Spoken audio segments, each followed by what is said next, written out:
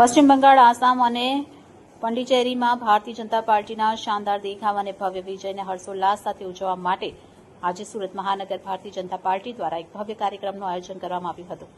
આગેવાનો વિશેષ ઉપસ્થિત રહ્યા હતા.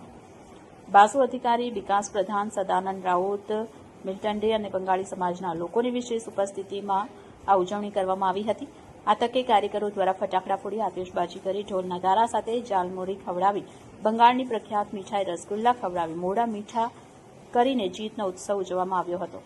આ તકે કાર્યકરો દ્વારા જાલમોરીનું વિતરણ કરવામાં આવ્યું હતું. આ વિજયોત્સવમાં મોટી સંખ્યામાં શહેર ભાજપના કાર્યકર્તાઓ હર્ષભેર જોડાયા હતા.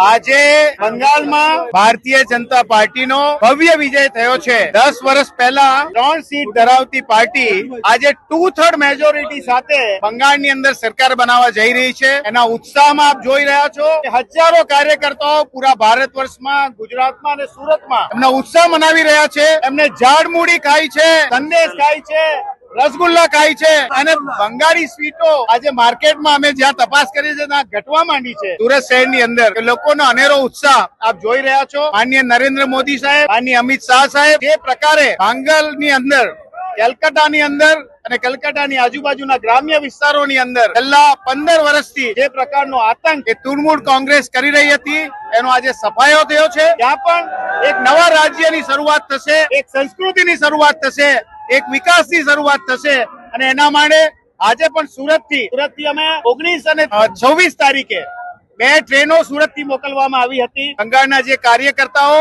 સુરત રહેતા હતા એમનો વોટિંગ રાઇટ જ્યાં ત્યાં હતો એ દરેકને સુરત મહાનગરે, સુરત ભારતીય જનતા પાર્ટી સુરત મહાનગરે એમને વોટ માટે ત્યાં પહોંચાડ્યા હતા. આજે અમને આનંદ એ વાતનો છે કે આ દરેક વોટ અમારો યોગ્ય જગ્યાએ પહોંચ્યો છે અને એક બહુ મોટા વિજય સાથે આજે બંગાળની આ વિજયને ભારતીય જનતા પાર્ટીના હજારો કાર્યકર્તાઓ, લાખો કાર્યકર્તાઓ પૂરા ભારત વર્ષની અંદર ઉજવી રહ્યા છે.